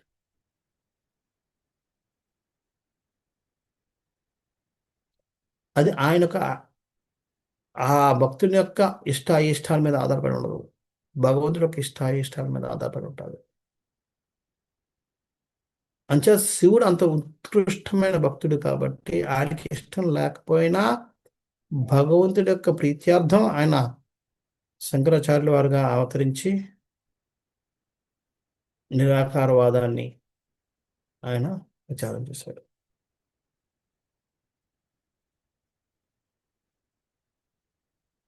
ఎంతో పెయిన్తో, ఎంతో బాధతో, ఆనందంగా కాదు. మన జీవితంలో ఏదో ఒక చిన్న పనికి మనకు నచ్చని చేస్తే మనం అంతవరకు చేయించినవన్నీ మర్చిపోతాం, మనం దాన్నే పట్టుకుంటాం.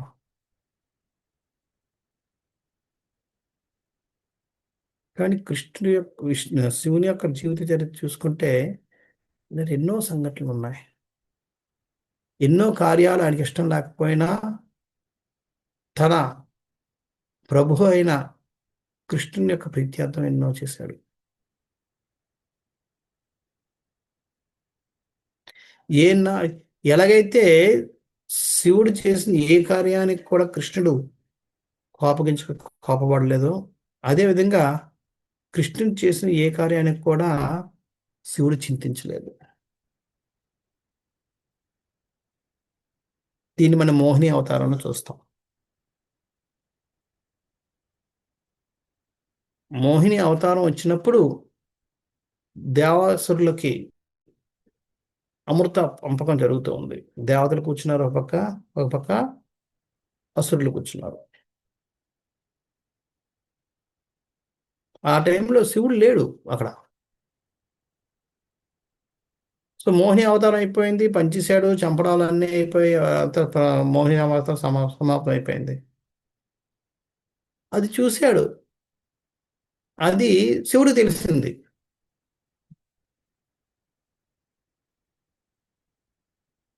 అరే ఎంతో చక్కని, ఎంతో అవతారాన్ని, మంచి అవతారాన్ని నేను దర్శించుకోలేకపోయానే.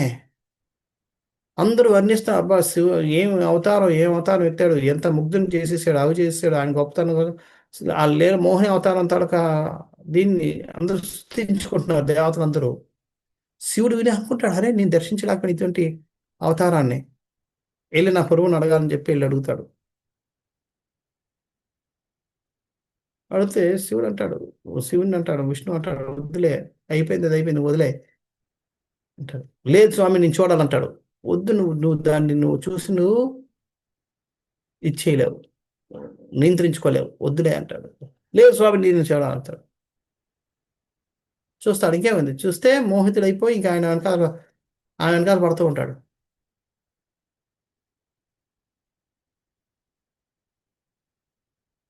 సో భగవంతుడు కూడా చూడండి ఏం చేస్తాడు, భగవంతుడు పరిగెడుతున్నాడు భగవంతుడు వెనకాల ఈయన పరిగెడుతున్నాడు. సో భగవంతుడు ఎక్కడ తీసుకెళ్తాడు, ప్రతి చోటకి తీసుకెళ్తున్నాడు. ప్రత్యేకించి ఎవరైతే శివుడిని ప్రార్థిస్తున్నారో, శివుడి కోసం తపస్సులు చేస్తున్నారో వాళ్ళ ముందు తీసుకెళ్తున్నాడు. ఆయన ముందు మోహిని చూస్తున్నాడు, వీళ్ళందరూ మోహిని చూశారు, మోహిని వెనకాల శివుడు. అరే ఎవరి కోసం అయితే మనం తపస్సు చేస్తున్నాం, ఆయన వెనకాల ఈయన వెనకాల పడ్డాడేంటి, మోహిని వెనకాల. మనం అన్ని ఇంద్రియాలు నిగ్రహించుకుని ఆయన కోసం తపస్సు చేస్తున్నాం, ఆయనేమో అన్ని ఇంద్రియాలు నియంత్రణ కోల్పోయి ఒక స్త్రీ వెనకాల పడుతున్నాడు.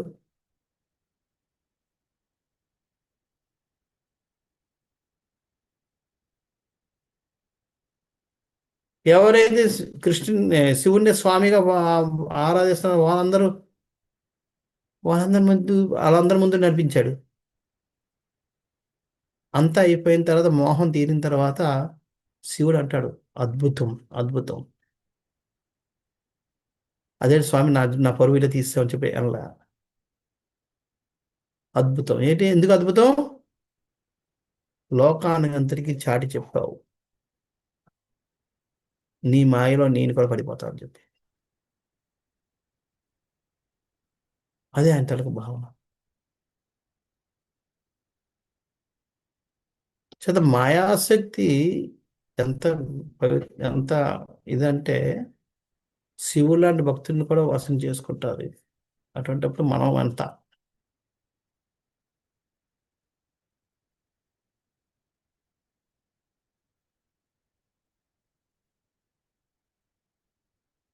అక్కడ శివుడు ఎక్కడ ఏమాత్రం ఇసువంత కూడా అరే నన్ను ఈ విధంగా అవమానపరిచేసాడు, నా సిగ్గు నా పరువు తీసేసాడు అన్న ఇది బాధే లేదు.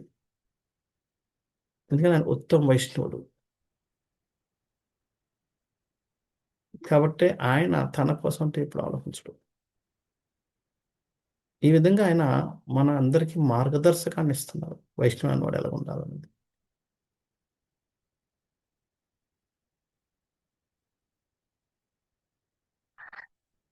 సో ఇవిగా శివుడు ఎన్నో రకరకాలుగా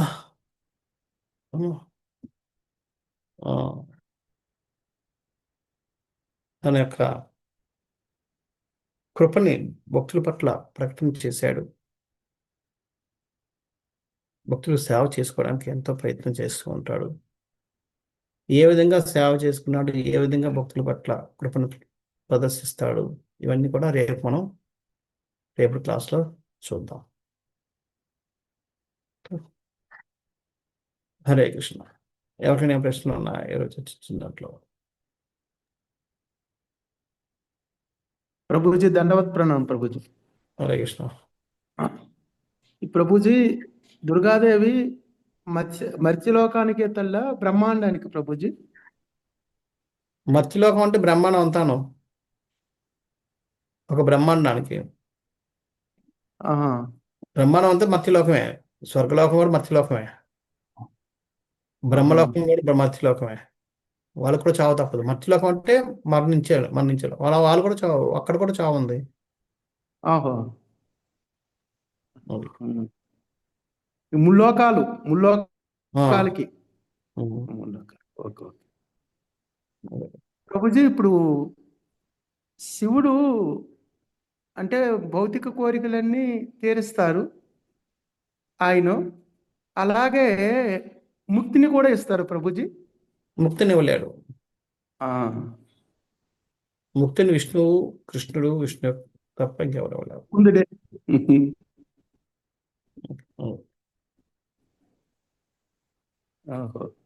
ముక్తి పొందాలంటే వాళ్ళని పూజించి విష్ణువు కానీ కృష్ణుడు కానీ. హరే కృష్ణ.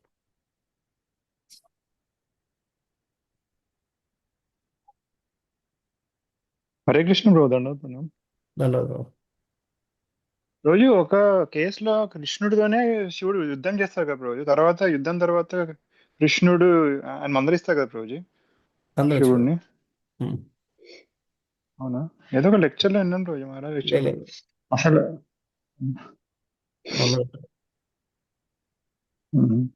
శివుడే వెళ్ళి బాణాసురుడు గురించి చెప్తారేమో.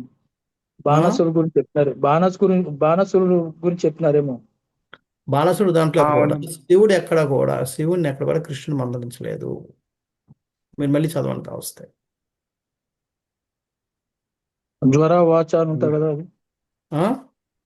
జ్వర వాచాలు అది శివుడు ఓడిపోతాడు కదా, ఓడిపోయి శివుడే క్షమాపణ క్షమించమని. చెప్పుకోండి, శివుడు క్షమాపణ ఆ, చెప్పుకుంటాడు తప్ప అవును.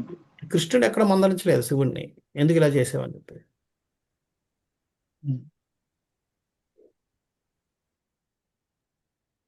ఓకే. ఆ, హరే కృష్ణ ప్రభు. నేను హరే కృష్ణ. మామూలు జనరల్ గా ఇది అడుగుతాను, అంటే ఇది అంటే మన భాగవతం అంతా చూసిన తర్వాత ఈ జై విజయులు జన్మించడం, వరాలు మాత్రం ఓన్లీ బ్రహ్మదేవుడి దగ్గర శివుడి దగ్గర తీసుకుంటుంటారు. కానీ వాళ్ళు అన్ని శాస్త్రాలు చదివినా సరే విష్ణువే మూలమైన ఎందుకు తెలుసుకోలేరు వాళ్ళు? తెలుసుకోలేదు, తెలుసు వాళ్ళకి తెలుసు తెలుసా? తెలుసు తెలుసు కాబట్టే హిరణ్యకశిపు ఏమంటాడు, హిరణ్యాక్షుడు చంపిన తర్వాత తల్లిదండ్రులు శివుడు అందరికీ మూలం విష్ణువు. అవును, అది కూడా చెప్తాడు. అది చెప్తాడా? చెప్తాడు అదే నా డౌట్. అది కూడా చెప్తాడు. విష్ణువు పక్షపాతి అవ్వకూడదు, విష్ణు అందరికీ సమానంగా ఉండాలి. కానీ ఈరోజు ఆయన దేవతల పక్షాన్ని వహించి నా తమ్ముని చంపేశాడు. అవును, ముందు పక్షపాతం వహించాడు కాబట్టి అటువంటి పక్షపాతం నేను వధిస్తా అని చెప్పి ఈయన అంటాడు. అదే అంటే మరి దేవుడు అని తెలియదా వాళ్ళకి అని అంటున్నాను. తెలియదని కాదు, అంతే, ఇంకా మూర్ఖత్వం. చూడండి, అందుకనే స్వలాభం మీద స్వార్థం ఎప్పుడైతే పెరుగుతుందో అప్పుడు ఎవరిని లెక్క పెట్టం, గురువుని కానీ దేవుని కానీ ఎవరిని కూడా. అలాగంటారా? అంటే మరి బ్రహ్మ ఎక్కడి నుంచి పుట్టాడు అని దానికి తెలుసుకుంటే తెలిసిపోదు కదా, విష్ణు నుంచి వచ్చాడు అవన్నీ బ్రహ్మ అని తెలుసుకో. తెలిసినా అవన్నీ ఎవరికి కావాలి? లీల. ఇప్పుడు చూడండి, గవర్నమెంట్ తలుచుకుంటే అరెస్ట్ చేయగలని తెలీదా తప్పు చేసిన వాడికి? తెలుసు. మరి ఎందుకు తప్పులు చేస్తారు?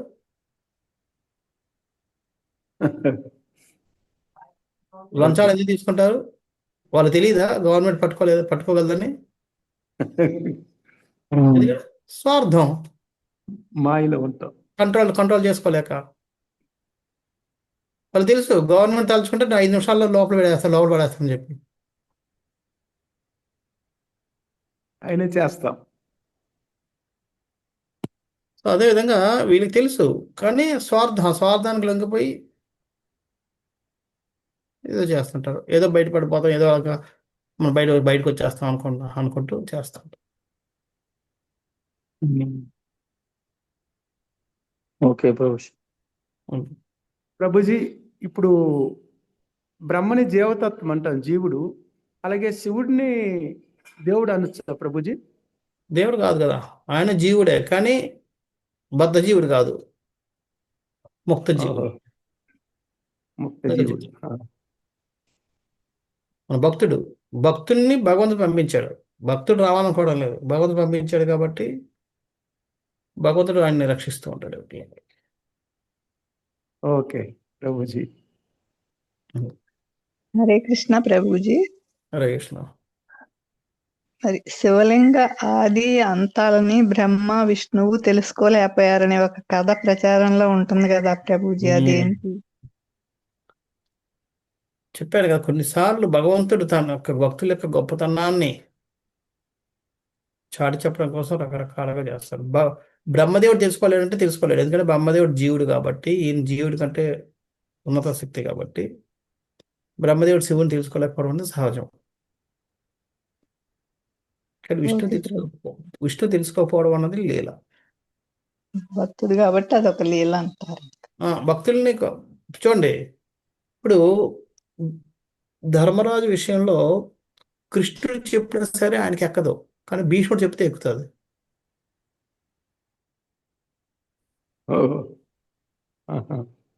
కదా, అంటే భీష్ముడు కంటే భీష్ముడు కృష్ణుడి కంటే గొప్పవాడా? కాదు. కానీ ఏంటంటే కానీ తన భక్తుల్ని పొగడడం కోసం కొన్నిసార్లు భగవంతుడు ఏం చేస్తాడంటే అలా అప్పు చేస్తాడు. చెప్తాడు. భక్తుల యొక్క గొప్పతనాన్ని చాటి చెప్పడం కోసం, నాకంటే నా భక్తులు గొప్పవాళ్ళు అని చెప్పడం కోసం. సో అదే విధంగా ఇక్కడ కొన్ని లీలలు జరుగుతాయి. వాటిల్ని ఉన్న ఫలంగా కాకుండా దాని యొక్క మూలాధారం ఏంటి, ఎందుకు చేస్తున్నారు, ఏంటి దాని యొక్క ఉద్దేశం ఏంటి అని మనం తెలుసుకోకుండా మనం అర్థం చేసుకోకపోతే మనం పొరపాటు పడుతూ ఉంటాం. హరే కృష్ణ. ఉమ్. హరే ఒక్క కృష్ణ. ఒక్క నిమిషం. ఓకే కుసుమ Mataji, fine. Okay Prabhuji, Hare okay okay Namagiri ప్రభు. ప్రభుజీ, అంటే నేను ఒకసారి మన అమోఘ లీలా ప్రభు లెక్చర్ విన్నాను కానీ అందులో సేమ్ ఇదే క్వశ్చన్ ఎవరో అడిగారు అనమాట. ఆయన ఏదో ఒక ఆన్సర్ ఇచ్చారు, సేమ్ సిమిలర్ క్వశ్చన్ అనమాట. అందువల్ల చెప్పచ్చండి. ఉమ్. అది అంటే 14 మంది మనవల్లోని ఒక తామస్ మన్వంతరంలో ఇది జరిగింది. ముఖ్యంగా ఆ మన్వంతరానికి కృష్ణుడు శివుడిని దేవాది దేవుడిగా ఉండమని చెప్పేసి ఆయన అన్నారంట. ఆ తామస్ మన్వంతరంలో జరిగిన విశేషాలే శివ పురాణంలో రాయటం జరిగింది. శివ పురాణంలో దేవాది దేవుడు శివుడని, శివుడినే మొత్తం అంత పూర్ణ పురుషోత్తం భగవంతుడని అందులో వర్ణించడం ఎందుకు జరిగిందంటే తామస్ మన్వంతరంలో ఆ విధంగా అంటే అప్పుడప్పుడు భగవంతుడు అయినా సరే తన భక్తులకి ఏంటంటే ఆ పవర్ పొజిషన్ ఇచ్చి జస్ట్ ఆ తామస్ మన్వంతరానికి మాత్రమే ఆ విధమైన పవర్స్ ఇచ్చారు. అందువల్ల శివుడు ఆ మన్వంతరానికి దేవాది దేవుడిగా చలామణి అయ్యాడు. ఆ విషయాలని శివపురాణంలో వర్ణించడం జరిగింది. దాన్ని పట్టుకుని వాళ్ళందరూ కూడా శివుడే దేవాది దేవుడు అని భ్రమలో ఉంటారని. తెలీదు, అది నాకైతే తెలీదు. నాకు కొత్త విషయం. Thank you.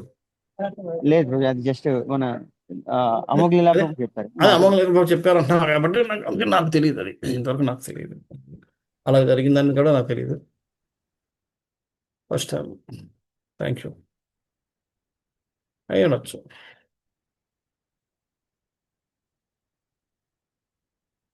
కృష్ణ ప్రభుజీ దండోత్ ప్రాణం. ప్రభుజీ ఫస్ట్ లో 12వ స్కందంలో శ్లోకం అన్నారు ఎక్కడ ప్రభుజీ? 12వ స్కందం 13వ అధ్యాయం 16వ శ్లోకం.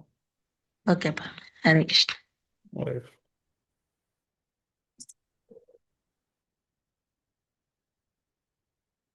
ఓకే రేపు మళ్ళీ Hare Krishna. One question I have. So Lord Shiva grants permission to everyone, right? Whatever you desire, whatever we desire, he grants that permission, right? So, but that desire is granted only based on the prescribed duties if we do, right? No. Then if I go and ask Lord Shiva that you give me big house, well, he will give immediately. No. Yes. Unless we fulfill our duties properly, only then he will give, right? No. Then he is like a magic man only, right? Then what Yes. it is? Yes. Yes.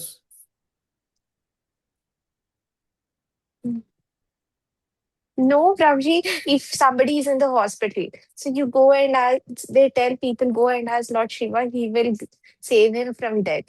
Why will he save unless he's performed his duties properly? He Right? is a Vishnava.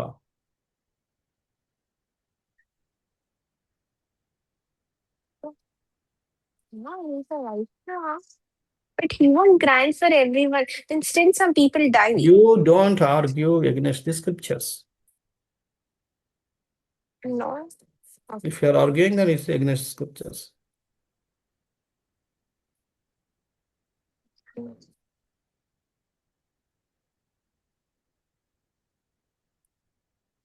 Is there any reference that he grants only for the people who do as Yes.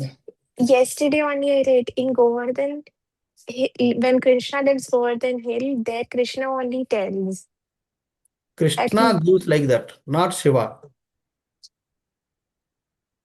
Krishna tells about Lord Shiva like that. Where? Show me that one. It is at home. Reference. Okay, tomorrow you'll share. Okay.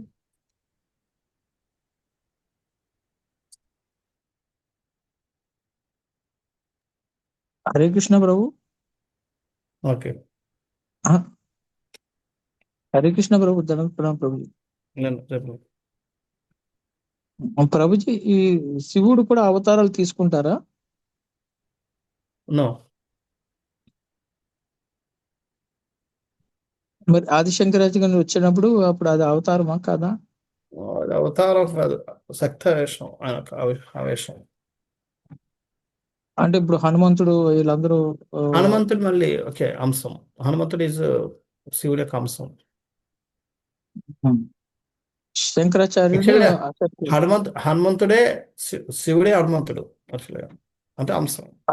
Okay. అంటే ఇప్పుడు 12 రుద్రులు ఉంటారు కదా, 12 రుద్రులు 11 11. 11 రుద్రులు, 11 రుద్రుల్లోని హనుమంతుడు ఒకడు. అలాగా లేదు, వీళ్ళందరూ ఏంటి? హనుమంతుడు ఒకడా? అందులో ఒక్కడు హనుమంతుడు కాదా? కాదు కాదు, 11 రుద్రులు వేరు, ఈ హనుమంతుడు వేరు. అంటే అవన్నీ శివశక్తేనా అంతానికి కలిపేనా? శివుడి యొక్క ఓకే, యూ కెన్ సే అవతారాలు అనుకోవచ్చు, ఏమైనా అనుకోవచ్చు. అంటే ఇప్పుడు వసువులు అంటారు, అలాగే 12 వసువులు, 11 మంది రుద్రులు ఉన్నారు. 11 రుద్రులు. మరి అది కనెక్షన్ ఎలా అర్థం చేసుకోవాలి అది ప్రభు? ఎవరు? అదే అంటే ఈ రుద్రులు ఎవరు, ఈ శివుడు ఎవరు అని, ఈ తేడా ఏంటి? శివుడి సోర్స్, శివుడి యొక్క భావాలను బట్టి వీళ్ళు రుద్రులందరూ వాళ్ళు వస్తారు. అంటే వాళ్ళ రోల్ ఏంటి మరి యూనివర్స్ లోని? వాళ్ళందరూ వినాశకారులు, ఒక్కొక్క రకమైన వినాశనానికి ఒక్కొక్క కారకులు అనుకుంటా. నాకు అది నేను ఎప్పుడు అంత డీటెయిల్గా చదవలేదు వాళ్ళ కోసం, రుద్రుల కోసం. అది రుద్ర అంటే ఇప్పుడు ఆదిత్యుల్లో కూడా ఇప్పుడు విష్ణు అనేస్తారు, మరి విష్ణు కూడా ఆదిత్యుల్లో వస్తాడని అనేస్తారు. విష్ణు మరి అంటే అది కూడా వామన అవతారం కాబట్టి, వామన అవతారం. వామనుడు ఒకడే ఆదిత్యుల్లోకి వస్తాడు, మిగతా వాళ్ళందరూ రాడు. మిగతా ఎవరు రారా? Okay okay. వామనుడు ఆదిత్యుడు కాబట్టి వామనుడు విష్ణు ఒక విష్ణువే కాబట్టి విష్ణు ఆదిత్యుడు అని చెప్పేస్తారు ఆవిడ. అలాగా. అంటే వీటికి యూనివర్స్ కనెక్షన్ మరి మీరు ఎప్పుడైనా అవకాశం ఉంటే చెప్పండి ప్రభుత్వం, తెలిస్తే. రుద్రులకి వీరికేనా? రుద్రులకి, ఆదిత్యులకి, నెక్స్ట్ వసులకి చూడాలి, డీటెయిల్ ఎప్పుడు చదవలేదు మనం వాటి కోసం. అంటే యూనివర్స్ లో ఏదో రోల్ ప్లే చేస్తారు కదా వీళ్ళు, అక్కడ ఎక్కడో. ఆదిత్యులు అంటే దేవతలు, వాళ్ళకి దేవతలు రోల్స్ ఉన్నాయి కదా. ఆదిత్యులో ఈయన కూడా ఉన్నారు కదా, ఇంద్రుడు. సూర్యుడు కూడా ఆదిత్యుడు కదా. సూర్యుడు, ఇంద్రుడు, వీళ్ళందరూ ఒక్కొక్కరు ఒక రోల్ ఉన్నారు కదా, విశ్వాన్ని నడిపిస్తూ ఉన్నారు.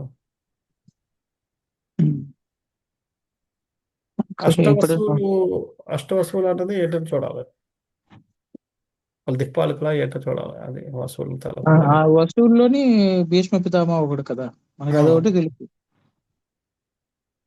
వాళ్ళ రోల్ ఏంటని మనకు తెలియదు. అవన్నీ మనం ఎప్పుడు అంత డీటెయిల్గా చదవాలి, మనం ఎప్పుడు భాగవతం ఏమి చదివిన తప్ప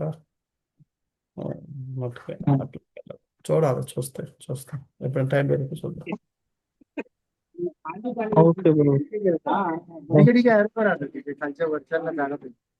హరే కృష్ణ సంప్రదాయం వాళ్ళు ఇప్పుడు ఆరాధన ఎవరికి చేస్తారు? కృష్ణుని ఆరాధిస్తారు. Only Krishna Prabhuji? Only Krishna.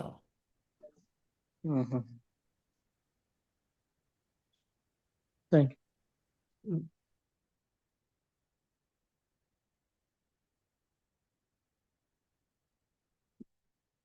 Okay,